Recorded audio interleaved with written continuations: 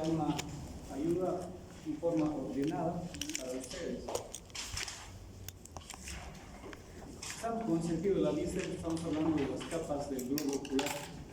Hemos ido viendo primeramente la capa fibrosa, una capa constituida por la esclerótica en la parte posterior, representando las 5/6 partes posteriores, y el sexto anterior, representado por la córnea. La primera, fibras colágenas; la segunda, la córnea, un epitelio de transición, un epitelio transparente, que microscópicamente está constituido por 5 capitas superpuestas, las cuales se van a convertir en un medio refractivo, vale decir, va a dejar pasar la luz hacia los elementos que se encuentran en el interior del globo ocular. Habíamos hablado de la unión esclerocorneal, hemos hablado también de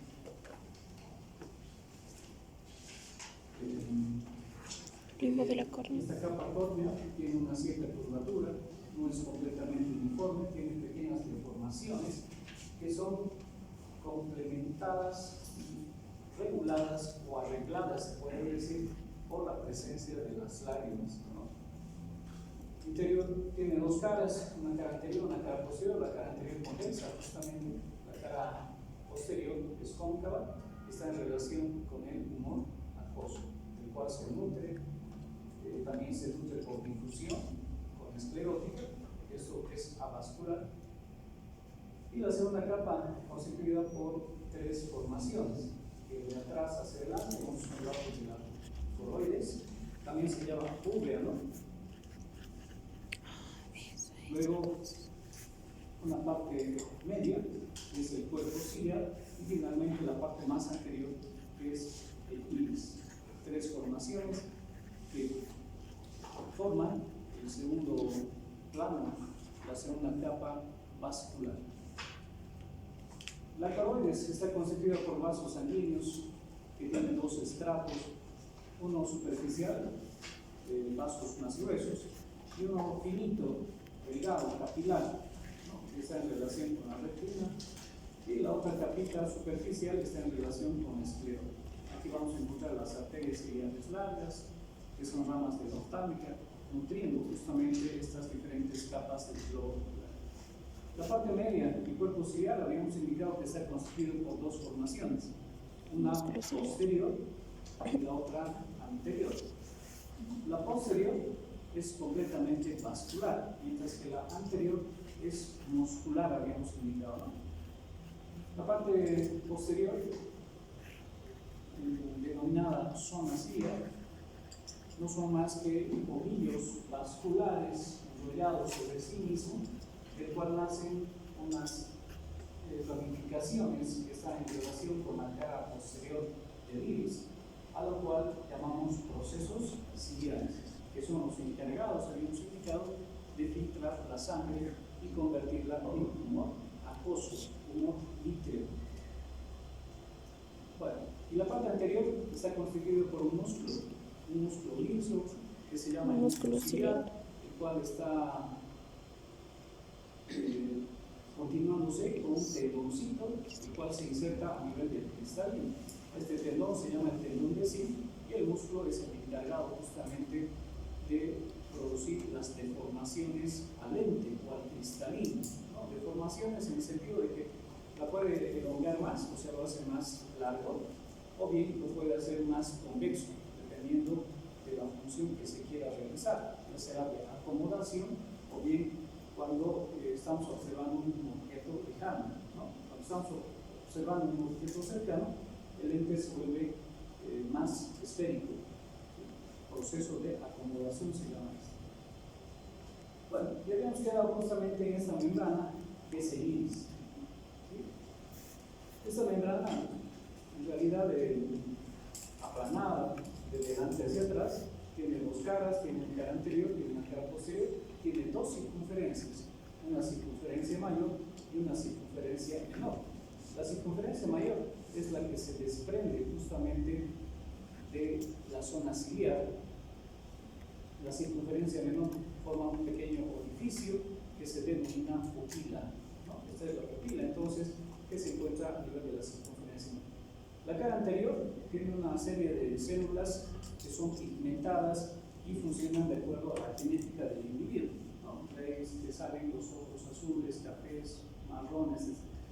Y tienen características propias de cada individuo.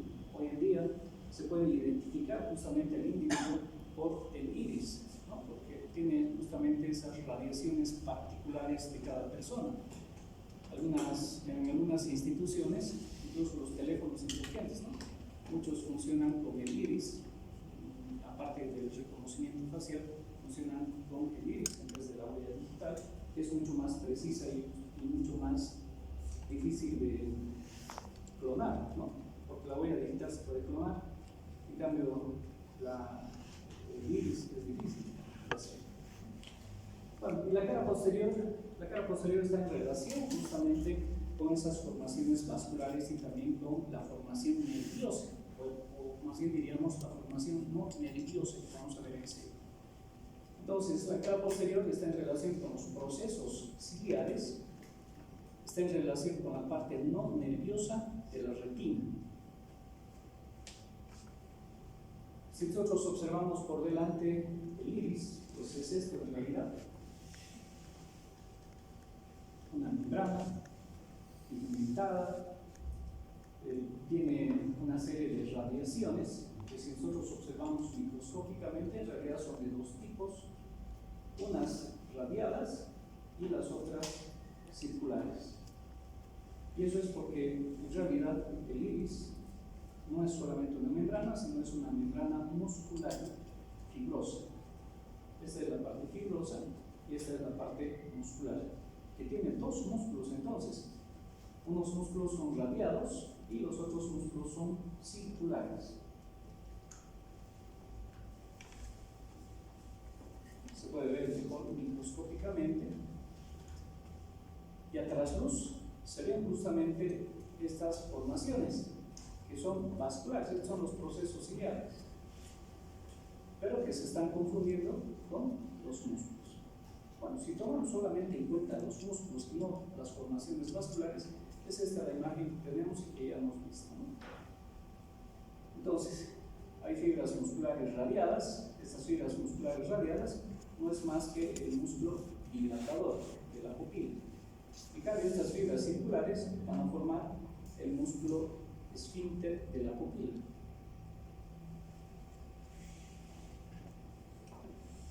Ya saben ustedes el tipo de inervación que tienen diferente. Unas están inervadas por el parasimpático, mientras que las otras están inervadas por el simpático. Unas van a producir la miosis y otras van a producir la miosis.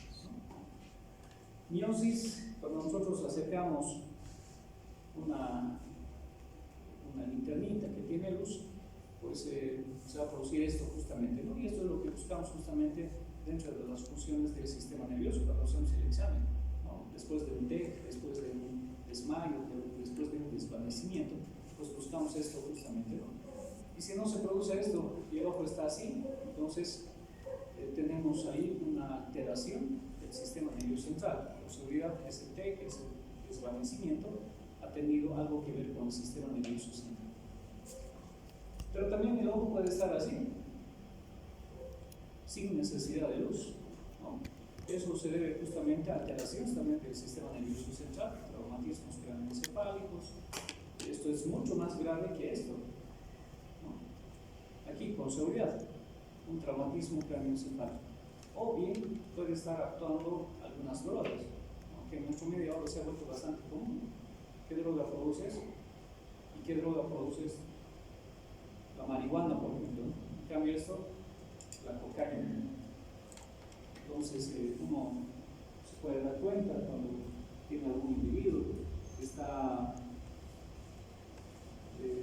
nosotros pensamos que está alcoholizado, pero observamos y realmente pues está con acción de algún fármaco.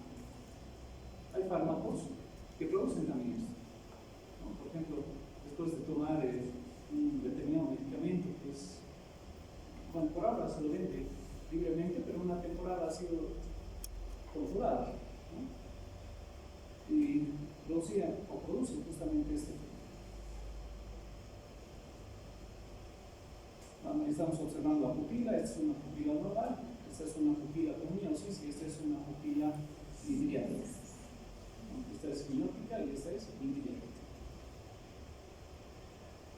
Esto lo tienes que conocer bien porque va a ser el pan nuestro de cada día, ¿no? Cuando estemos haciendo internado, tengamos muchos pacientes, siempre vamos a colocar en nuestra historia clínica qué será lo normal, cómo tendrán que ser las pupilas, y colocaremos en las pupilas cuando hagamos el examen, porque vamos haciendo el examen de cabeza, vamos haciendo el examen de tórax, vamos haciendo el examen de abdomen, luego nos enfocamos en la patología que tiene ese paciente.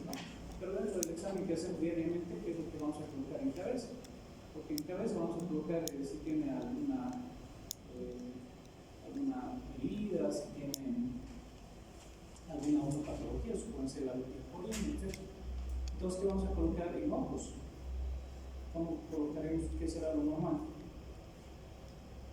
¿Qué es lo que nosotros esperamos que sea nuestro examen en los ojos? Pupilas.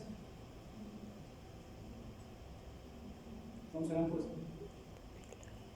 ¿Qué vamos a colocar? ¿Qué esperamos que tengan las pupilas? ¿Que caigan en las pupilas? ¿Queda? Claro, que tengan eso, más que reflejo, ¿no? Reflejo a la luz, está bien. Entonces, miosis y midriasis. reflejo aquí, a la luz. Entonces, ¿qué vamos a colocar en nuestra historia? Pupilas fotorreactivas. Si colocamos nosotros fotorreactivas, entonces quiere decir que las pupilas también reaccionan a la luz. Pero si no, entonces eso ya es una patología. Las pupilas fotorreactivas es lo normal que nosotros quisiéramos encontrar siempre en cada paciente, pero no siempre es así. Bueno, y aquí estamos viendo mejor entonces esas tres formaciones de la capa vascular. Aquí está pintadita en tonos de azul, la coroides, no se olviden de eso. Luego el cuerpo ciliar, con sus dos formaciones, porque esto es vascular, muscular. Vascular, que se desprenden de aquí, los procesos ciliares. Y de la parte muscular se continúa con este tendón, el tendón de sí, que va justamente al cristalino. Bueno, y finalmente el iris. Este es el iris, una membranita entonces aplanada, de delante hacia atrás, dos circunferencias, dos caras, y también esta circunferencia menor que está formando parte de la pupila. El iris es una membrana, pero que también está actuando como diafragma, separando dos espacios. Este es un espacio y este es el otro espacio. Este espacio que está por delante del iris lo vamos a conocer con el nombre de cámara anterior. Y este espacio que está por detrás lo vamos a conocer con el nombre de cámara posterior. Y aquí en la imagen, bastante sencillo ya de delimitar las cámaras inclusive, ¿no? Fíjense, la cámara anterior, luego diremos que está limitado anteriormente por la cara posterior de la córnea, posteriormente la cara anterior del iris, y superiormente, ¿qué es esto? El ángulo irido corneal, ¿no? ¿Y qué encontramos en este ángulo irido corneal? La vena de Slen, el conducto de Slen, el conducto venoso, el cual es el encargado de producir la reabsorción del humor acuoso. Importante entonces en el ángulo irido corneal. Y la cámara posterior, fíjense ustedes, por delante, la cara posterior del iris, posteriormente el tendón de sí y el cuerpo o el músculo ciliar, y también, ¿quién? El cristalino. Todavía no lo estamos describiendo. Vale, nada más de la segunda capa, vamos a la tercera capa. La tercera capa está constituida por la retina. Es una capa nerviosa, evidentemente, pero la retina tiene dos partes. Tiene una parte posterior, que es más grande, representa los 2/3. Y tenemos una pequeña partecita que representa el tercio anterior, que hay una diferencia entre esta y esta otra. Esta es la capa nerviosa propiamente dicha, o la retina nerviosa, vale decir, la que posee conos bastones. En cambio, esta otra parte de la retina es no nerviosa. No nerviosa. El límite entre la parte nerviosa y la parte no nerviosa está circunscrito. Si nosotros lo vemos de frente, esto está a manera de una circunferencia. aparece en toda la superficie y se la conoce con el nombre de hora serrata. Entonces, la hora serrata no es más que el límite de la retina. ¿De qué parte de la retina? De la retina nerviosa, la que posee justamente los conos y bastones. No se olviden que la retina, la parte posterior, al igual que el resto de los estratos, tanto vascular como fibroso, está perforado justamente para dar paso al nervio óptico y también a la arteria central de la retina. Si nosotros vemos de frente la retina, esta imagen ya la conocemos. Si nosotros vemos de frente la retina, tiene justamente estas características, ¿no? Para ubicarnos mejor, nariz, y estamos mirando hacia afuera, en vez de decir lateral o medial, vamos a decir aquí en la retina nasal y temporal. ¿Sí? En vez de decir medial o lateral, vamos a decir nasal y temporal. Entonces, esta es la retina nasal, esta es la retina temporal, esto será superior y esto será inferior. Entonces, ¿qué encontramos en la retina nasal? Lógicamente, estamos viendo la parte nerviosa. ¿Sí? No tiene sentido estudiar la parte no nerviosa, ¿verdad? Entonces, estamos viendo la parte nerviosa, que tiene una coloración anaranjada, oscura y mucho más en ciertas partes. Si vamos en la retina nasal, vamos a encontrar una pequeña formación que tiene aproximadamente unos 10 milímetros de diámetro, que se denomina el disco óptico, papila óptica, cáliz óptico, tiene varios nombres. Y es el punto ciego. Aquí no se enfocan las imágenes, por eso se lo llama también punto ciego, porque es el lugar de origen del nervio óptico y de terminación de la arteria y de la vena central de la retina. Y vean ustedes cómo la arteria, al igual que sus venitas que la van acompañando, se van a dividir en diferentes ramas. Unas van a ser nasales y otras van a ser temporales. De estas nasales, unas son superiores y otras son inferiores. Entonces la arteria central de la retina se va distribuyendo prácticamente por el interior de la retina para irrigar, para nutrir a todas las neuronas. Y tienen que estar bastante nutridas, ¿no?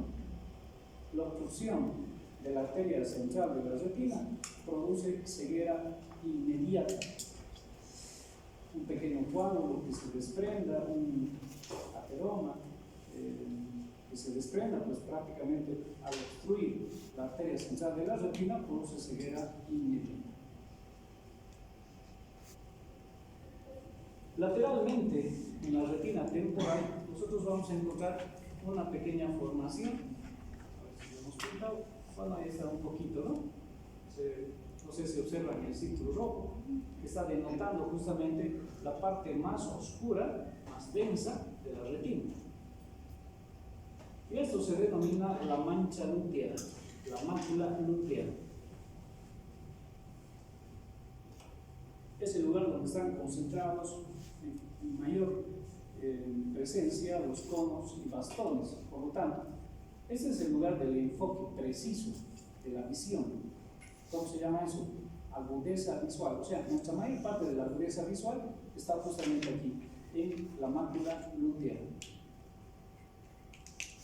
en la mancha amarilla.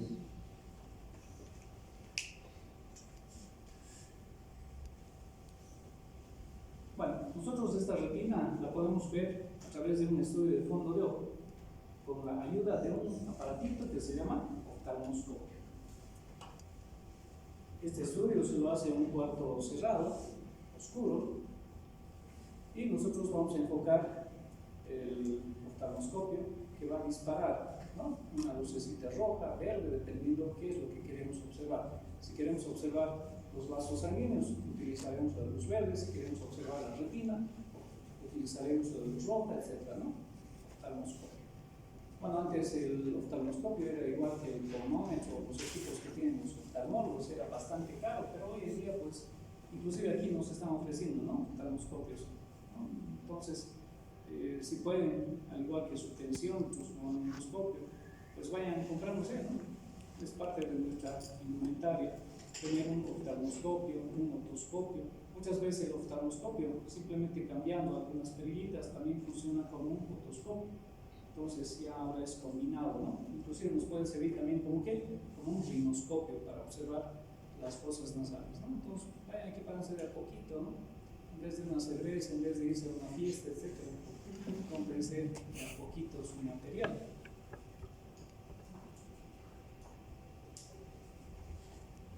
Disculpa, con la fobia es el centro de la rótula. La fobia, sí, la parte central, la depresión, ¿no?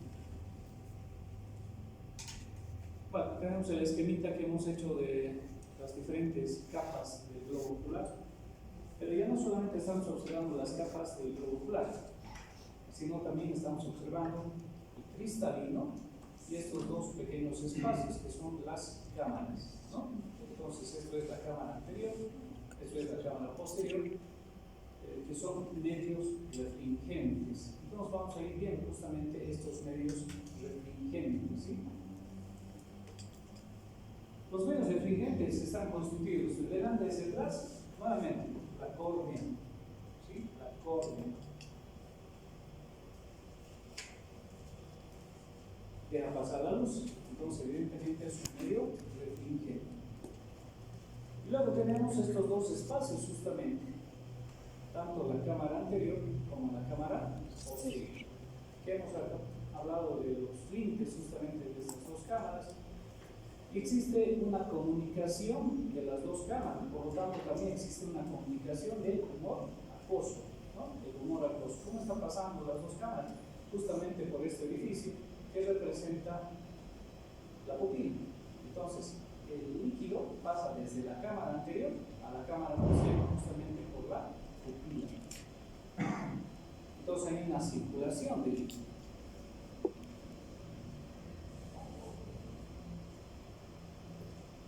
¿Dónde se está produciendo el líquido? El humor acuoso. En los procesos ciliares, no se olviden de eso. ¿Y dónde se reabsorbe el líquido? Justamente en el ángulo líquido corneal, a nivel del conducto de Slade o conducto venoso. Entonces ahí se está produciendo la reabsorción, está bien, la reabsorción y la producción en los procesos ciliares. Este humor acuoso mantiene una presión en todo el globo ocular. A eso se llama tonometría, ¿no? A través de la tonometría nosotros podemos determinar la presión del globo ocular. ¿Cuánto habíamos indicado que es lo normal, la presión del globo ocular? ¿De cuánto? De 15 a 18 milímetros de mercurio. ¿Hasta cuánto máximo? Hasta 21. ¿No? Pero cuando estamos aproximándonos entre los 20 y 21, ya estamos empezando a hablar de un aumento en la presión intraocular, ¿no? Que ya empieza a ser patológica, ya tenemos que tomar algunos recados, etc., ¿no? Pero se puede considerar todavía normal hasta los 21 milímetros de mercurio. Pero a partir ya de 21 ya es glaucoma. ¿Sí? Glaucoma. Entonces, glaucoma no es más que el aumento de la presión intraocular. ¿Que se puede deber a qué? Se puede deber justamente a la obstrucción del conducto de Slade. ¿Y cómo es que se produce esta obstrucción? Existen diferentes factores, ¿no? Factores relacionados al metabolismo, factores relacionados a los traumatismos, que es bastante común. Después de una pelea o después de una caída que hayamos tenido, hayamos lastimado justamente el globo ocular, pues se puede inflamar justamente la vena, el conducto de Slade, ¿no? Entonces, si se inflama, lógicamente no se va a poder reabsorber el líquido. Entonces, ¿qué va a pasar? Va a ir aumentando el líquido en las dos cámaras. Pero ¿cuál es el peligro del glaucoma? Suponiendo que sea un factor traumático el causante, porque también puede haber factores relacionados al metabolismo, ¿no? Colesterol, triglicéridos pueden llegar a obstruir también ese conducto. No se olviden que ese conducto es vascular. Y en un problema metabólico, ¿qué es lo que sufren? Las arterias, ¿no? Los capilares se van obstruyendo, ¿no? Por la presencia justamente del colesterol y de los triglicéridos. Entonces, se puede obstruir. Pero ¿qué va a pasar si aumenta la presión intraocular? ¿Dónde va a ser el problema? ¿Le va a doler al paciente? ¿Qué va a pasar? ¿Cuál sería el problema real? A ver, analicen un poquito la imagen, ¿qué va a ir pasando? ¿Qué está detrás de las cámaras? El cristalino. Y detrás del cristalino, el humor vítreo. Entonces, ¿qué va a pasar si aumenta el líquido en estas dos cámaras? Va a ir empujando seguramente el cristalino, ¿no? Va a ir empujando al humor vítreo. Y luego, aquí. La retina. ¿Con quién está en relación el humor vítreo? Con la retina. ¿Y qué va a pasar? Ustedes saben que cualquier presión, cualquier elemento que se apoye sobre un nervio, que no tendría que apoyarse, como en este caso se está apoyando, ¿no? El humor vítreo, pero tiene una presión equilibrada. Pero si aumenta la presión aquí, entonces ¿qué va a empezar? Va a empezar a presionar a la retina. Y una vez que presiona la retina, entonces va a empezar a dañar justamente a esas neuronas que se encuentran formando parte de la retina. Y eso es irreversible. Empieza a aparecer la ceguera, ¿no? Una ceguera parcial. El paciente dice muchas veces, no veo en forma adecuada en una parte del ojo, ¿no? No hay necesidad de que tenga cefalea, simplemente vienen con este diagnóstico que él se está dando, ¿no? O sea, no puedo ver en cierta parte del ojo. Hacemos la tomometría y evidentemente evidenciamos que hay una presión de unos 23 milímetros de mercurio. Entonces, ¿qué quiere decir eso? Que ha aumentado la presión intraocular, ya está con glaucoma, lamentablemente ese paciente. Y eso es lo que está produciendo. Bueno, ¿qué podemos hacer? Generalmente se dan corticoides para disminuir la presión intraocular. O sea, es un tratamiento bastante prolongado y si no funciona, se puede llegar hasta la cirugía para corregir justamente si es que fuera el conducto de Slen o si fuera un aumento de los procesos ciliares en cuanto a su producción, también se puede hacer algún tratamiento, pero generalmente este tipo de patologías se presentan ya en personas diabéticas, ¿no? Entonces tomamos por ahí la glucosa y está superado. Bueno, cámaras anteriores, entonces, y cámara posterior. No se olviden, la cámara anterior está limitada anteriormente por la córnea, posteriormente está limitada por el iris. No se olviden aquí del ángulo irido corneal, y la cámara posterior está limitada anteriormente por el iris, posteriormente por el cuerpo ciliar, pero en este caso el músculo ciliar y el cristalino. ¿Sí? Límites de la cámara anterior y límites de la cámara posterior. Medios refringentes. Otro medio refringente, sí. Doctor, una pregunta. En el cuerpo ciliar, no sé si en la tarjeta hablaba de valles ciliares, no me quedó claro eso. Claro, son los mismos procesos ciliares, ¿no? Son los mismos, no es porque decía algo de que es el espacio entre los procesos ciliares, no me quedó claro. No, está a nivel de los procesos ciliares, habíamos indicado que son ramificaciones, ¿verdad? Son ramificaciones vasculares. Y entre esas ramificaciones se encuentran justamente esos pequeños espacios. Cristalino, llamado también hoy en día lente.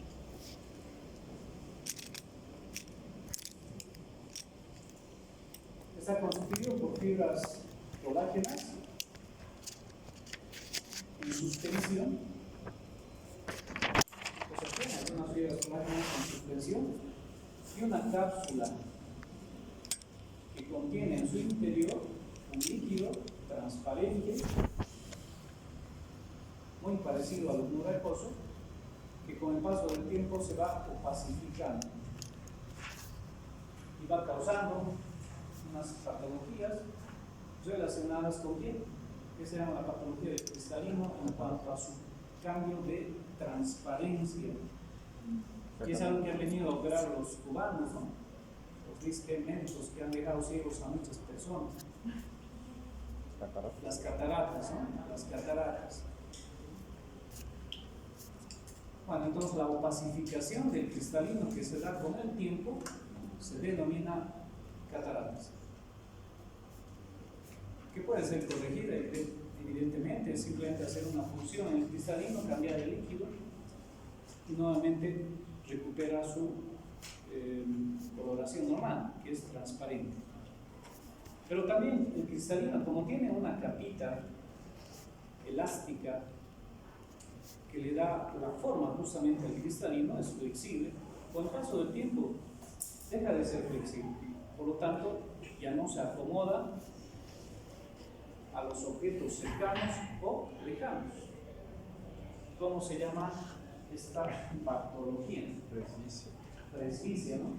Entonces, la presbicia es la falta de acomodación del cristalino, sobre todo a objetos cercanos. Entonces, muchas veces tengo que alejar mi vista o aproximarme un poco más, ¿no? Para acomodar justamente lo que ya no hace el cristalino. Ya ha perdido esa capacidad flexible justamente de volverse más esférica o volverse más larga. El músculo sigue así, activo, pero ¿quién ha perdido la propiedad? Es justamente la capita que envuelve al cristalino. Bueno, se pueden hacer cambios del cristalino completos, ¿no? O sea, se puede sacar todo el cristalino y volver a colocar otro cristalino que reúna justamente esas condiciones de acomodación. Pero son cirugías bastante complejas que no se hacen todavía en nuestro medio. Se las hace en el exterior.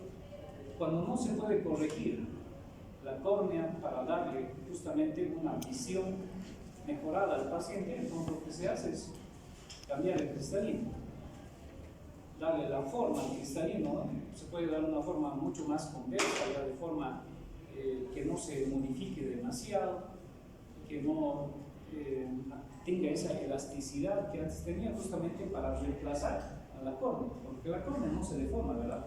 La córnea es estática, no se deforma. Entonces, en vez de esto, se recurre a esto, ¿no? Son implantación de lentes intraoculares. Han debido escuchar justamente estas nuevas técnicas, pero que no se hacen en nuestro país. Por detrás del cristalino vamos a encontrar nosotros el humor vítreo, que es otro medio refringente. Bueno, ¿qué características tiene el humor vítreo? Bueno, el humor vítreo tiene en su composición mayor cantidad de elementos como ácido hialurónico, tiene fibras colágenas, que lo hacen mucho más denso, ¿no? O sea, es mucho más sólido que el humor acuoso. El humor acuoso es líquido. En cambio, el humor vítreo tiene una característica mucho más densa, es mucho más parecido a una gelatina. El humor vítreo está en relación justamente con la retina, pero no solamente con la retina, sino también está en relación con la parte no nerviosa, la paz no nerviosa, está en relación con el tendón de zinc y está en relación con el cristalino. En los niños, el humor vítreo presenta un conducto que se denomina el conducto, ¿cómo se llama? Conducto hialoideo, que da paso justamente a una arteria que tiene el mismo nombre. A medida que va pasando la edad, este conducto se va obliterando, pero no siempre ocurre aquello. Muchas veces se queda relativamente permeable y por este conducto, lógicamente, atraviesan los eritrocitos, ¿no? Las plaquetas. Y el paciente nos dice, ¿no? Siempre veo como moscas volando. ¿Qué son esas moscas que dice el paciente que las ve? Son justamente esos eritrocitos, son esas plaquetas que las ven, ¿no? Entonces puede persistir. Bueno, pues el paciente tiene que acomodarse porque hacer una cirugía simplemente para obliterar todo el conducto complicado, ¿no? Además, eso siempre una cirugía intraocular es riesgoso. Bueno, el humor vítreo tiene una determinada presión que se ejerce justamente sobre la retina. Y esa es la función del humor vítreo, más que ser un medio refringente. Es un soporte, es un apoyo de la retina. En heridas cortopunzantes que ingresen al globo ocular, el líquido se va a salir de las cámaras, el cristalino se hace completamente anterior porque ya no hay algo que esté presionando, y lógicamente el humor vítreo también se desplaza hacia el polo anterior. Entonces, ¿qué va a pasar con la retina? Ya no tiene dónde apoyarse, ¿no? Y se cae, ¿sí? Se desplaza. Porque la retina no es como la esclerótica, que tiene una fijación a músculos, etc., que le dan la forma. La retina simplemente se está apoyando en el humor vítreo y está en relación con los vasitos sanguíneos, que en esta partecita son delgaditos, son capilares. Entonces se rompe. Empieza a aparecer una hemorragia intraocular, la retina se desprende y eso se llama justamente desprendimiento de retina. ¿Y qué nos dice el paciente? Doctor, estaba bien hasta ese momento, pero he sentido como que si un telón se hubiera caído en mi ojo. ¿Qué se ha caído?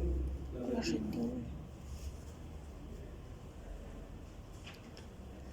Medios refringentes.